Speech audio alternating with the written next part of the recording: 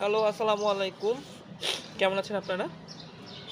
আজকে যেটা নিয়ে হাজির হয়েছে সেটা হচ্ছে লিটম্যান স্টেথোস্কোপ। ঢাকার একটা স্বনামধন্য মেডিকেল কলেজ থেকে অনেকগুলা লিটম্যান স্টেথোস্কোপ পাঠিয়েছেন, সবগুলো কিন্তু একই সমস্যা। রিম ক্ষয়ে গেছে, রিম নষ্ট হয়ে গেছে অ্যান্ড ফ্রন্ট রিমটা তারা মাইক্রোপোর্ট দিয়ে কোনোভাবে এই কয়দিন চালিয়েছে। সামহাউ তারা আমাদের ফোন নাম্বার পেয়েছিলেন, তারা আমাদের কাছে তাদের অনেকগুলো স্টেথোস্কোপ পাঠিয়েছে অ্যান্ড আমাদেরকে বলছে যে ভাইয়া একটু ঠিক করে আবার পাঠিয়ে দেওয়ার জন্য।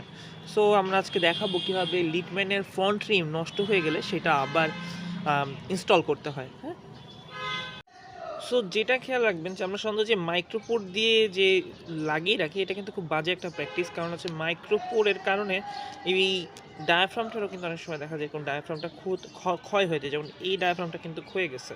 হ্যাঁ, ধুলা ময়লা লেগে ডায়াফ্রামটা ক্ষয়ে গেছে। এমন কোনো বেশি দাম না একটা রিমের, আর আপনাকে রিম একটু আজকে হোক কালকে হোক কিনতেই হবে। সো এভাবে এই প্র্যাকটিসটা না করে যথাসম্ভব চেষ্টা করবেন যে আপনার যদি রিম নষ্ট হয়ে যায় থাকে তাহলে আপনি কয়েকদিন স্টেথোস্কোপটাকে রেস্ট দেন, কয়েকদিন ওটাকে নাই ব্যবহার করেন, একটা রিম লাগিয়ে তারপর ব্যবহার করাটাই সব থেকে ভালো। কারণ হচ্ছে যে এর ফলে হয় কি যে আপনার স্টেথোস্কোপের এই যে সাইডগুলো অনেক সময় নষ্ট হয়, যেমন এই স্টেথোস্কোপটাতে দেখবেন যে জং পড়ে গেছে ভিতরে। হ্যাঁ, এটা হচ্ছে আমাদের ফ্রন্ট রিম, এটা আমরা লাগাবো। তো একটা জিনিস দেখবেন যে এটা কিন্তু খুব শক্ত একটা রাবারের তৈরি। হ্যাঁ, তো এইটা নিয়ে শুধু শুধু চাপাচাপি করার কোনো প্রয়োজন নেই, এটাকে এর মধ্যেই থাকতে দেন। প্রথমে যেটা করতে হবে আপনাকে হচ্ছে যে এই যে ডায়াফ্রামটা আছে এই ডায়াফ্রামটা এই রিমের ভিতরে আপনি ঢুকিয়ে নেবেন। হ্যাঁ, আস্তে আস্তে করে আপনি প্রথমে আগে ডায়াফ্রামটা রিমের ভিতরে ঢুকিয়ে নেন। কিন্তু এই ডায়াফ্রামটাকে আসলে আমরা রিমের ভিতরে কিন্তু ঢুকিয়ে নিয়েছি, জাস্ট সাইডে একটু একটু বের হয়ে আছে। এটা আমরা আবার কয়েকবার করে একটু উপর নিচ করে আমরা এটাকে হচ্ছে যে সম্পূর্ণভাবে ঠিক করে নিলাম। এরপরে যেটা আমরা করতে পারি, একটা আঙ্গুল বা নখ দিয়ে আমরা হচ্ছে যে এটা হচ্ছে যে সাইডে একটা জায়গা করে নিতে পারি রিমের ভিতরে। হ্যাঁ, যে কারণ হচ্ছে যে ডায়াফ্রামের একটা উদ্বৃত্ত অংশ থাকে। হ্যাঁ, ডায়াফ্রামে একটু বাড়তি অংশ থাকে, এটা যেন রিমের ভিতরেই থাকে, এটা যেন বের না হয়ে আসে রিমের বাইরে থেকে। খেয়াল করি দেখেন আমাদের এখানে কিন্তু কোনো ডায়াফ্রামের কোনো বাড়তি অংশ বের হয়ে নাই।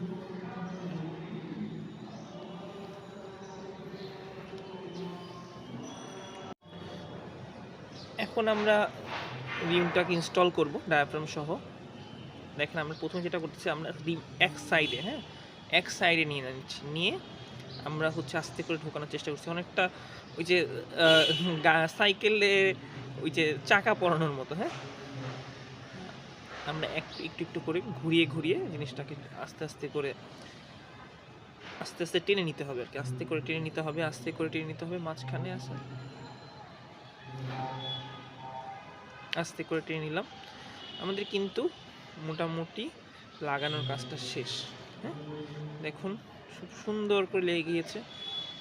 একটা জিনিস খেয়াল রাখবেন সবসময় যে এই ডায়াফ্রাম বা রিম আমাদের সব থেকে একটা বাজে প্র্যাকটিস হচ্ছে কি, আমরা এই ডায়াফ্রামটা হেগিসল দিয়ে মুছি। তো এই হেগিসল আপনি যদি মুছেন চেষ্টা করবেন যাতে এই বর্ডারগুলোতে যেন হচ্ছে হেগিসলটা না লাগে।